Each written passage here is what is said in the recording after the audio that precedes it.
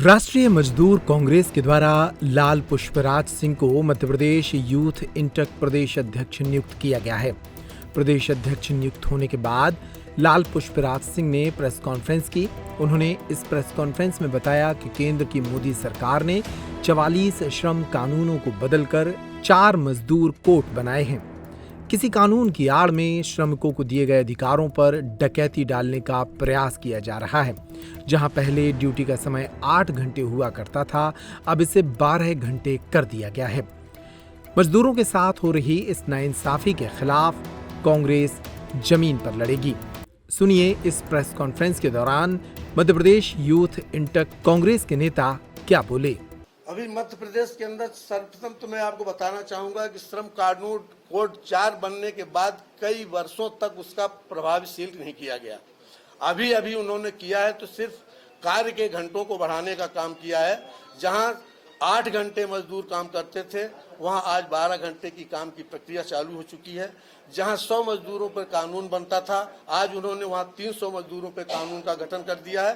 Total वो 4 श्रम code जो भी बनाए गए हैं वो उद्योगपतियों के लिए, पूंजीपतियों के लिए, उनके लिए ही बनाया गया है। मजदूरों का इसमें कोई हित संरक्षण नहीं। पत्रकार साथियों को मेरा नमस्कार। मैं लाल पुष्पराज सिंह, मुझे राष्ट्रीय मजदूर कांग्रेस यूथ में मध्य प्रदेश का प्रदेश अध्यक्ष, इंटक के राष्ट्रीय अध्यक्ष डॉक्टर जी संजीवा रेड्डी साहब ने प्रभार दिया है और पूरे मध्य प्रदेश में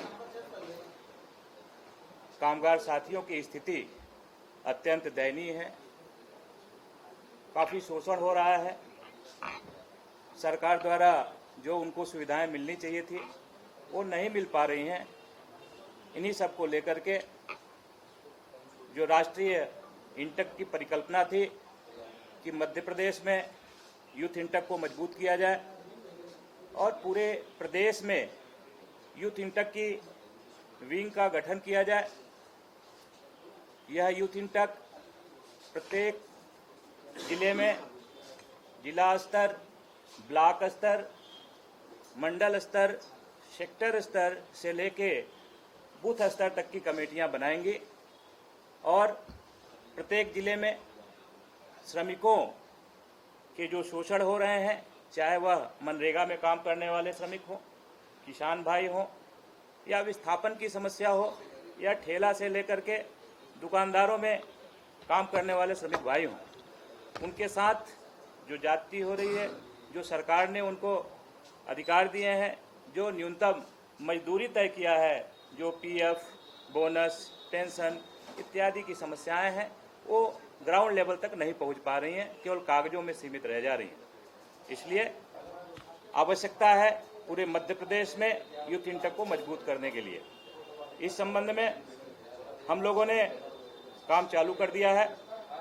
आपके माध्यम से पूरे प्रदेश में हम यह बताना चाहते हैं कि सरकार,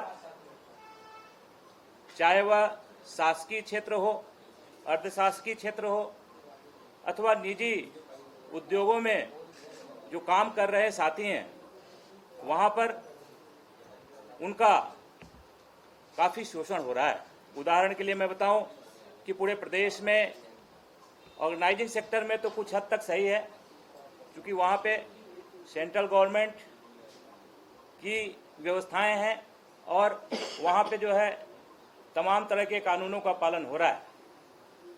अभी जो कांग्रेस की सरकारों ने, चाहे वह केंद्र में रही हो या राज्य में रही हो, श्रमिकों के लिए हमेशा कानूनों का, अच्छे कानूनों का समावेश किया है। 44 श्रम कानून हमारे पूर्व प्रधानमंत्री पंडित जवाहरलाल नेहरू रहे हों या श्रीमती इंदिरा गांधी जी रही हों, उनके कार्यकाल में 44 श्रम कानून बनाए गए और जो निजी क्षेत्र में काम कर रहे मजदूरों का शोषण हो रहा था, उनको बराबरी का अधिकार देने के लिए, उनको समान काम का समान वेतन देने के लिए, सामाजिक सुरक्षा प्रदान करने के लिए, उन्हें तमाम निजी कंपनियों को उसका राष्ट्रीयकरण करके 70 से 77 तक के दौर में राष्ट्रीयकरण का काम हुआ और पब्लिक सेक्टर का गठन हुआ कि इन कंपनियों ने अभी हाल में ही अभी कल हमें जानकारी मिली कि हमारे एक श्रमिक नेता थे, जितने गैर भाजपा नेता हैं, यदि कोई श्रमिकों के लिए उनके हितों की रक्षा के लिए आवाज उठा दिया तो उनके ऊपर मुकदमे लगा करके उन्हें जेल भेजने का काम कर रहे हैं।